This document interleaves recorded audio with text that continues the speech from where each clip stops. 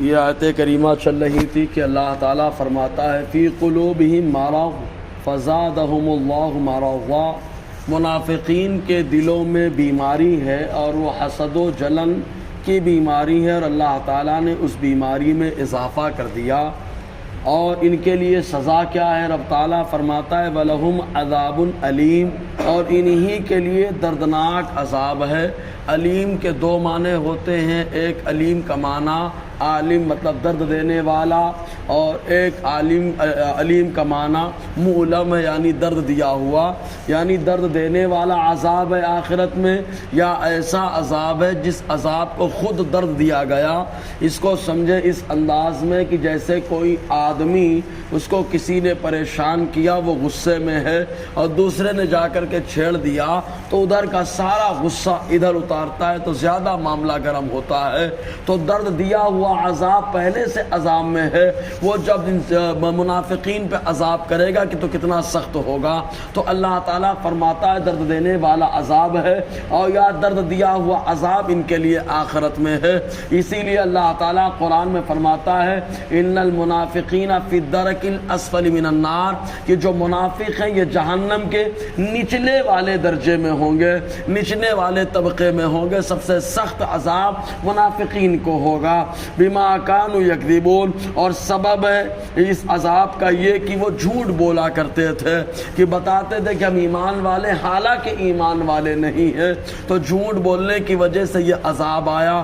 حدیث پاک میں آیا، حضور صلی اللہ علیہ وسلم نے فرمایا کہ سچ بولنے کو لازم پکڑو، سچ بولو، کیونکہ سچائی یہ نیکی ہے اور نیکی جنت تک لے کے جاتی ہے۔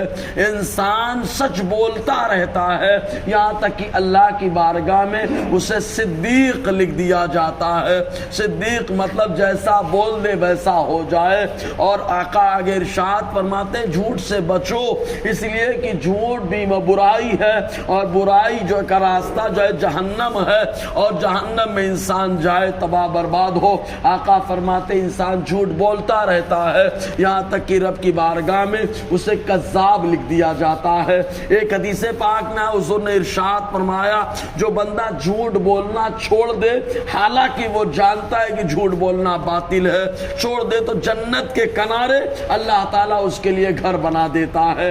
یہ ہے سچائی کا معاملہ، جھوٹ چھوڑنے کا معاملہ۔ پھر آپ کہیں گے تو آقا علیہ السلام نے 3 مقامات پر تو جھوٹ بولنے کی اجازت دی ہے۔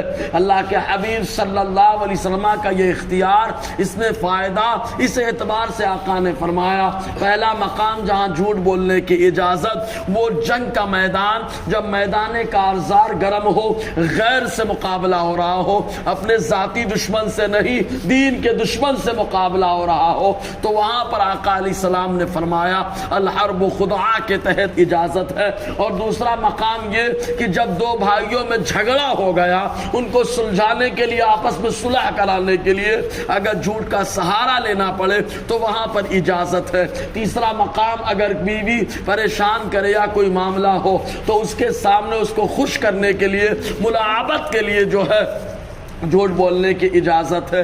تو یہ آقا علیہ السلام کا اختیار کہ حضور نے یہاں پر اختیار دے دیا، جیسے مرد کے لیے سونا حرام لیکن براء ابن عازب کے لیے جائز قرار دے دیا، مرد کے لیے کنگن پہننا حرام حتی سراقہ کے لیے حلال ٹھہرا دیا، ہمیشہ گواہی 2 کی چلتی ہے لیکن خزیمہ کی 1 گواہی 2 کے برابر قرار دے دیا۔ یہ حضور کا اپنا اختیار اللہ تعالیٰ نے جو ان کو دیا۔ تو آقا علیہ السلام نے 3 مقام پر اجازت دی۔ اب ایک سوال پیدا ہوتا ہے، اللہ کے خلیل حضرت ابراہیم علیہ السلام نے بھی کذب کا استعمال تو نہیں کر لیا 3 مقامات پر؟ پہلا مقام وہ رہا کہ جب حضرت ابراہیم علیہ السلام کو ان کی قوم نے کہا ہمارے عید کا معاملہ ہے، ہم لوگ عید مناتے، میلہ لگاتے ہیں، آپ بھی ہمارے ساتھ چلیے۔ تو حضرت ابراہیم نے کہا انی سقیم، میں بیمار ہوں، میں نہیں جا سکتا تمہارے ساتھ، حالانکہ کوئی بیماری نہ تھی۔ تو یہ بھی تو جھوٹ نظر آ رہا ہے۔ اور دوسرا سوال، جب وہ لوگ چلے گئے میلے میں تو حضرت ابراہیم نے کلہاڑی بڑھائی لی اور لینے کے بعد تمام معبودان باطلا کو پھوڑ ڈالا اور توڑنے کے بعد بڑے کے ہاتھ میں کلہاڑے کو لگا دیا۔ جب وہ لوگ میلے سے آئے پوچھا کہ ابراہیم تم نے کیا؟ تو حضرت ابراہیم نے کیا کہا؟ بل فعلہ کبیرہم، بلکہ ان میں کے بڑے نے توڑا ہے۔ تو ان لوگوں نے سمجھا بڑے بت نے توڑا ہے، تو یہ بھی بظاہر جھوٹ نظر آتا ہے۔ ایسے ہی جب آپ ملک شام سے جو ہے مصر کی طرف کوچ کر گئے تب ایسے معاملے میں جو بادشاہ ظالم تھا وہ اگر خوبصورت جوڑا جاتا تو وہاں پر چھین لیا کرتا تھا عورتوں کو۔ تو حضرت سارہ کے ساتھ حضرت ابراہیم کا گزر ہو رہا ہے، تو حضرت ابراہیم سے پوچھا کون ہے؟ تو کہا میری بہن ہے۔ یہ بھی بظاہر جھوٹ نظر آتا ہے، وہ تو اللہ کے خلیل ہے، انہوں نے ایسا کیوں کیا؟ تو اس کا جواب دیتے ہوئے مفسرین یوں جواب دیتے، کہتے جھوٹ نہیں ہے، یہ توریہ ہے، مطلب قریب کا معنی مراد نہیں ہے، دور کا معنی مراد لیا گیا۔ جب آپ نے کہا میں بیمار ہوں، مطلب جسمانی اعتبار سے میں بیمار نہیں ہوں، بلکہ تمہاری حرکتوں کی وجہ سے میری روح بیمار ہو رہی، میں بیزار ہوں تمہارے حالات کی وجہ سے، اور بیزاری یہ بھی ایک طریقے کی بیماری ہے۔ تو آپ نے ارشاد فرمایا میں بیمار ہوں۔ اور جب توڑا معبودان باطلا کو تو وہ لوگ شرک کرتے تھے، اللہ کو بھی مانتے تھے اور پتھروں کو بھی جو ہے معبود مانتے تھے۔ تو اللہ کے حکم سے توڑا تو آپ نے فرمایا کہ بلکہ بڑے نے کیا، انہوں نے سمجھا بڑے بت نے کیا، لیکن حقیقت میں آپ نے مانا لیا اللہ نے کیا، اللہ کے حکم سے میں نے کیا، تو گویا کہ اللہ نے کیا۔ اور جب آپ نے کہا یہ میری بہن ہے تو مطلب یہ ہے یہ بھی آدم کی اولاد، میں بھی آدم کی اولاد، اس اعتبار سے بہن ہے، یا اس اعتبار سے بہن ہے کہ دین میرا بھی وہی ہے جو دین جو ہے میری بیوی سارہ کا ہے، تو دینی اعتبار سے جو ہے برابری ہے بہن اور بھائی۔ تو بہرکیف دور کا معنی آپ نے لیا مراد، اسے توریہ کہا جاتا ہے۔ بہرکیف انشاءاللہ اور آگے گفتگو رہے گی۔ اللہ تعالی ہم سب کو فیضان قرآن برکات قرآن سے مالا مال فرمائے۔